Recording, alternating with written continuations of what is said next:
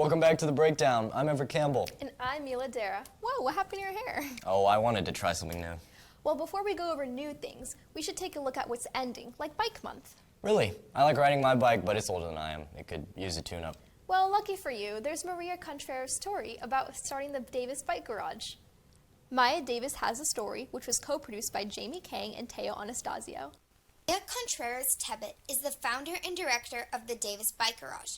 The Bike Garage is part of the Bike Campaign, which she created 15 years ago to encourage people to ride bikes more often. I've been riding a bike to school since about the 3rd grade, and pretty much everybody rode a bike.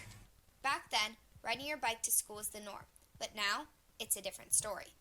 I saw a need while I was visiting a school in Woodland that was absolutely just congested car traffic all around it.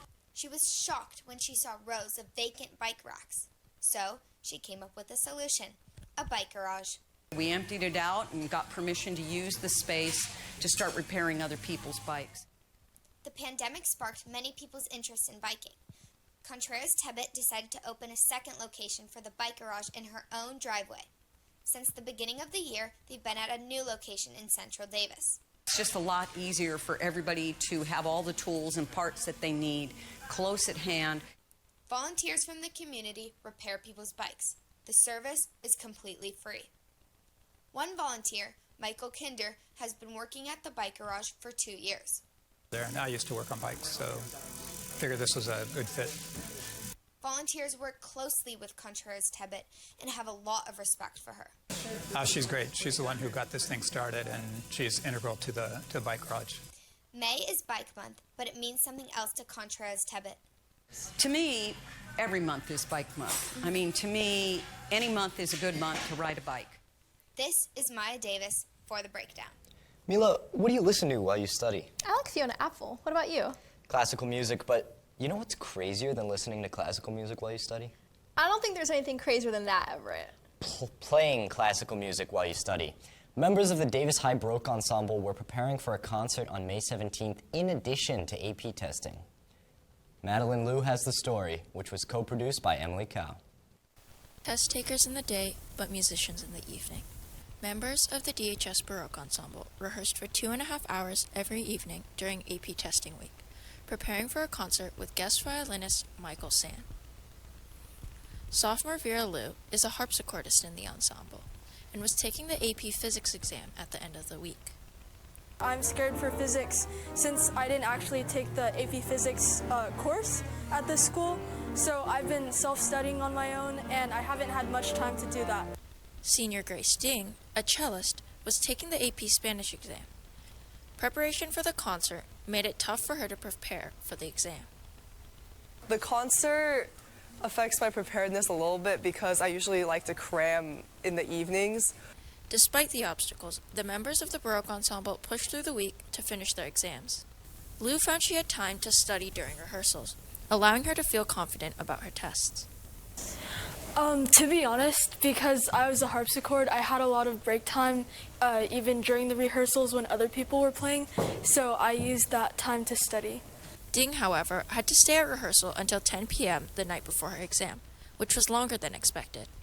As the principal cellist, she also had solos she had to rehearse for. It was later than I hoped because I was planning on going to bed early so that I could feel well rested the next day, and also I was going to study during that time, but you know, we pushed through and that's that. In the end, the concert went smoothly. As for the AP tests, those scores come out later this summer. This is Madeline Liu for The Brakedown. I'm glad that's over now. I would be running away as fast as possible from those tests. Well, two people who share a love for running are Nora Felt and Avery Wolk. Carmella Forcella has a story, which was co-produced by Leela Davis. Sophomore Nora Felt and junior Avery Wolk are both top performers on the Davis High track team. While one would think this would create a rivalry between the girls, instead it fostered a friendship. We're not enemies, you know, we're pushing each other, but it's very friendly and it's very, very supportive. They met each other during the 2023 cross-country season. It was Felt's freshman year and Wolk's sophomore year. When I saw her, I was intimidated by her because she was the fast one, and cool and like she'd been on the team before, but after meeting her for like a day, like she's just really cool and like really easy to talk to. They became closer through all of the time spent together on the track. We were doing all of our runs together, all of our workouts together. You know, we have like team bonding things that we do as like a group. Daily workouts consist of a medley of hard days, Mondays and Wednesdays, and recovery days, Tuesdays, Thursdays, and Fridays. While both girls train together, at track meets they focus on different events. And then races, you know, she specializes in the mile, I specialize more in the 2 mile, but you know, we do each compete like in the other races, so I think it's really fun like having a teammate on the line, and like there's like comfort in that, I feel like. Their coach, Bill Gregg, encourages the girls and understands the amount of work they put into the sport. As athletes, they're both very good, and just making the kind of progression that you'd like to see at that age, and they're dedicated to being really good runners. Despite their dedication, they still face challenges. I think probably one of the harder things we went through was not getting the section title for cross country. We'd really like prepared for it. While the team didn't win section title, Felt and Wolk made it to states all on their own. This is after that, leading up to states, we were still like crazy motivated and really ready to compete and do our best, which we all did. This is Carmella Forcella for The Brakedown. Wasn't that just great? Well, yeah, that was wonderful. A friendship like that is just inspiring. I agree, but you know what else is inspiring? The RSJ Symposium. Dorrie Harland fills us in. Last Wednesday, May 21st, Davis High students, families, and community members gathered in the South Gym for the annual RSJ Symposium. This is our symposium where we're basically setting up boards to show all the data our kids have been working on. So all year they've been collecting research on either a race or social justice topic on campus, and then studying it, giving out surveys, and putting together what they found. The RSJ project gives students the tools and opportunity to address and come up with solutions to issues they find on campus. My name's Lucy.